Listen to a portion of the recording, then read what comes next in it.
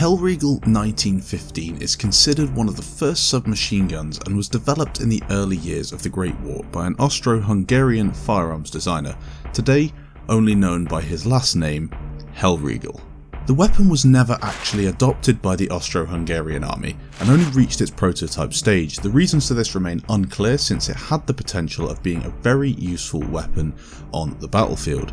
The gun adopts a water cooling system incorporating a barrel wrapped in a leather cover, and was actually one of the first weapons that could be called a submachine gun, even though the name wasn't used at the time.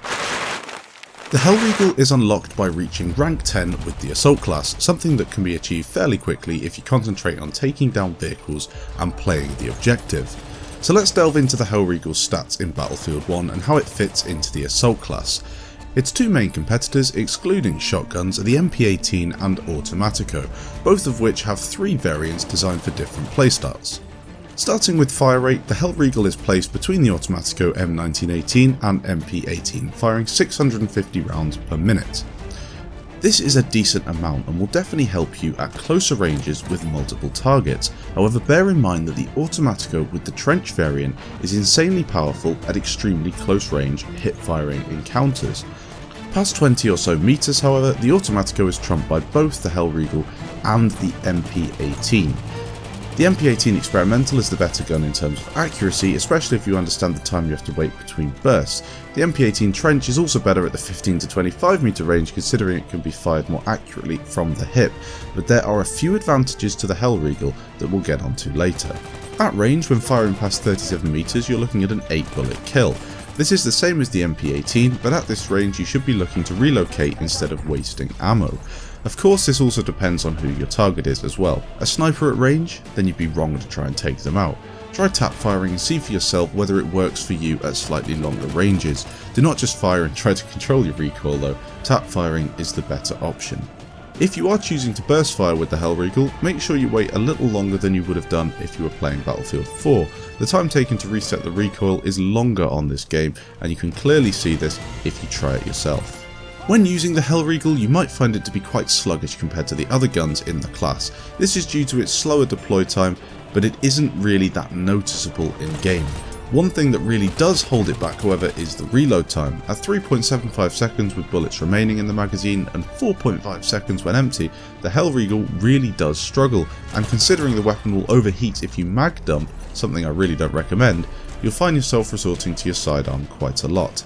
The amount of bullets in the magazine, however, is fantastic, and making your way through 59 plus 1 rounds can take quite a long time, assuming you're at close to medium range and not holding the left mouse button. From personal experience, I can confidently say that I prefer to have the Hellriegel when flanking enemies. There's just something about mowing a load of people down with one magazine. At close range encounters, you will also have good fun with a competitive fire rate and good damage output. With the recent patch, you will see an increase in horizontal recoil, which is noticeable at medium to long range engagements. However, the closer range stuff is widely the same, and in fact the overheat time has even been increased, making this gun more viable for multiple enemy takedowns at closer ranges. To use the weapon, you must be using the assault class, which means you want to help your team combat vehicles. For optimal use of the Hellriegel, you want to try and control your engagements, so for my personal loadout I don't use dynamite and opt instead for the rocket gun.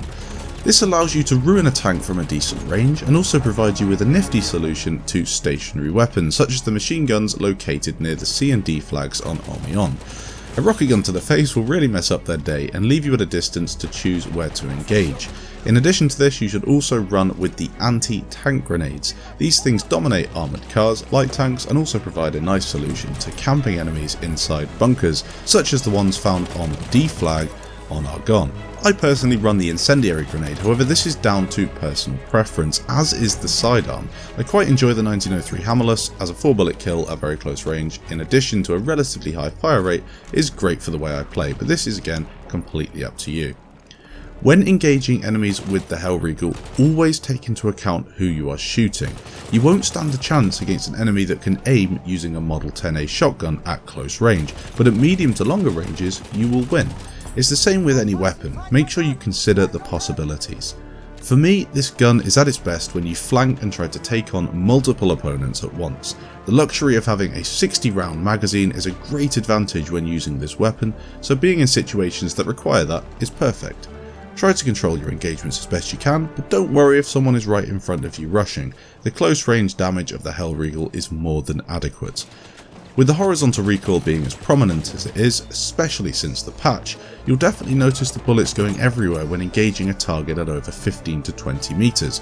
To combat this, you can do a couple of things. Firstly, tap fire your weapon, making sure to hit single shots at a time. This way you negate any recoil and just have to concentrate on hitting the target. Secondly, be smart with who you shoot. Always have some cover to dive behind, and if your enemy has the edge on you at range, wait for teammate support, use your grenades, or find another route. Killing someone in a one-on-one isn't the only option. You can be tactically smarter and fight them in conditions that suit your weapon, not theirs. In conclusion, the Hellriegel can be viewed as a solid all-rounder for those less interested in reloading and more acclimatised to a mixture of engagements. As mentioned before, there are several alternatives in the assault class that do specific things better, and the MP18 Trench can be considered a better weapon in terms of statistics when not taking that hefty drum mag into account. It's up to you whether you want to compromise in order to accommodate the 59+1 capacity, but in all honesty, the weapon has proved useful in situations requiring a back rage clear out or fast takedown of multiple rushing enemies. One thing worth noting, however, the weapon is definitely more useful on maps such as Amiens and Suez, where engagement lengths are naturally controlled by the layout, whilst bigger maps like Monte Grappa and Val Fortress might lend themselves to a gun with better capabilities at range. Hopefully you enjoyed the video, and if you did, consider leaving a like to support the channel. What weapon would you like us to review next? Leave a comment down below and we'll read through and pick one, aiming to get the episode out within a fortnight. Thanks for watching, and we'll catch you in the next episode.